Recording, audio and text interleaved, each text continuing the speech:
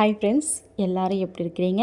எல்லோரும் சந்தோஷமாக முருகப்பெருமான தைப்பூசத்தன்னைக்கு வழிபாடு பண்ணியிருப்பீங்கன்னு நினைக்கிறேன். நாங்களும் பண்ணியாச்சுங்க. இது என்னைக்கு பதிவுன்னா, பௌர்ணமி அன்னைக்கு தெனமா விளக்கு எப்படி போடலாம் அப்படிங்கிற எடுத்த பதிவு தாங்க இது. தெனமாவை நம்ம வீட்டிலையே அரைச்சி அதில் விளக்கேற்றலாம். முருகப்பெருமானுக்கு ரொம்ப சிறப்பானதுங்க. நான் கூட மாலை போட்டதுலேருந்து ஏற்றலை.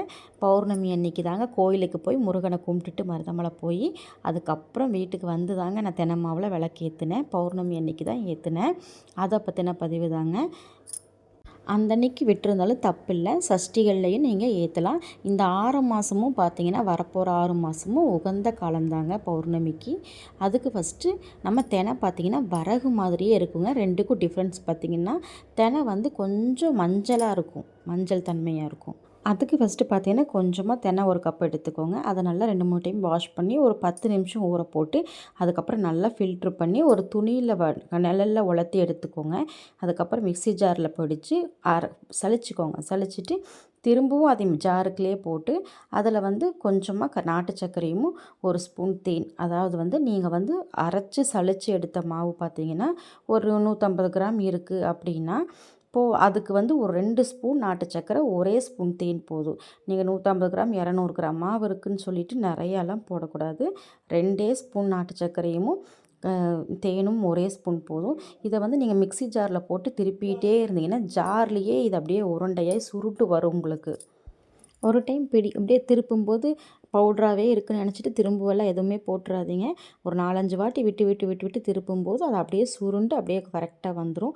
அதுக்கப்புறம் அதை எடுத்து இந்த மாதிரி நல்லா பிடிச்சு நீங்கள் விளக்கு மாதிரி பண்ணி ஏற்ற ஆரம்பிச்சிடலாம். ஏன் இந்த தெனை மாவு, தெனை லட்டு, தெனை விளக்கெல்லாம் ரொம்ப சிறப்பு அப்படின்னா, முருகப்பெருமானை முதல் வள்ளி பார்க்க வரும்போது அவருக்கு கொடுத்தது தேனும் தினைமாவும் தாங்க. நான் இந்த மாதிரி பிடிச்சதுக்கப்புறமா ஒரு விளக்கு, மண் விளக்கு மேலே வச்சு அதே ஷேப்புக்கு பிடிச்சிக்கிட்டு நெய் விட்டு திரி போட்டு ஏற்றுங்க. கண்டிப்பாக நெய் விட்டுக்கோங்க.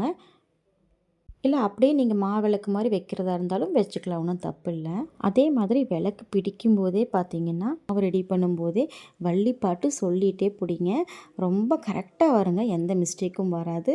விளக்கேற்றிட்டு அப்படியே நம்ம எப்பவும் போல் சாம்பிராணியில் பச்சை கற்பூரமும் ஜவ்வாதும் போட்டு வீடு ஃபுல்லாக சாம்பிராணி காமிச்சு, அன்னைக்கு பார்த்தீங்கன்னா சும்மா ஃப்ரூட்ஸ் தாங்க கொஞ்சம் வச்சேன். கொஞ்சம் திராட்சை, கொஞ்சம் மாதுளம்பழம், ஆரஞ்செல்லாம் இருந்தது. எல்லாம் ஒரு ஃப்ரூட் சாலட் மாதிரி பண்ணி அது தாங்க சுவாமிக்கு வச்சேன். ஏன்னா மருதமலை போயிட்டு ரொம்ப டயர்டாக இருந்தனால என்னால் நகரவே முடியல. நடந்து போனால காலில் ரொம்ப வலி. அதனால் பார்த்திங்கன்னா சாயந்தரமாக எழுந்திரிச்சு பூவெல்லாம் போட்டு இந்த மாதிரி பிரசாதம் பண்ணி வச்சுட்டு, அதே சமயத்தில் கண்டிப்பாக தெனை விளக்கு ஏற்றணும் அப்படின்னு சொல்லிட்டு, அன்னைக்கு பௌர்ணமி ரொம்ப விசேஷங்க. சத்யநாராயணர் பூஜை பண்ணலாம். அதனால் மறக்காமல் பெருமாளுக்கு விளக்கு ஏற்றணும். அதனால் பெருமாளுக்கும் நான் துளசி சாத்தி விளக்கு ஏற்றிட்டேன். 2 வழிபாடும் சேர்ந்தே பண்ணிட்டேன். இனி வர 6 மாத பௌர்ணமியும் சிறப்பானதுங்க. ஒவ்வொரு பௌர்ணமியும் ஒவ்வொரு நட்சத்திரத்தில் வரும். இந்த தை மாத பௌர்ணமி பூச நட்சத்திரத்தில் வந்த மாதிரி, இனி வர்ற 6 மாத பௌர்ணமியும் பார்த்திங்கன்னா ஒவ்வொரு நட்சத்திரத்தில் வர சிறப்பான பௌர்ணமி. அமாவாசை மாதிரி தாங்க பௌர்ணமியும். அதனால் கண்டிப்பாக இதை தவற விடாமல் எல்லா பௌர்ணமியும் நீ வழிபாடு பண்ணுங்கள். வீடியோ பிடிச்சிருந்தால் லைக் பண்ணுங்கள். பாய்.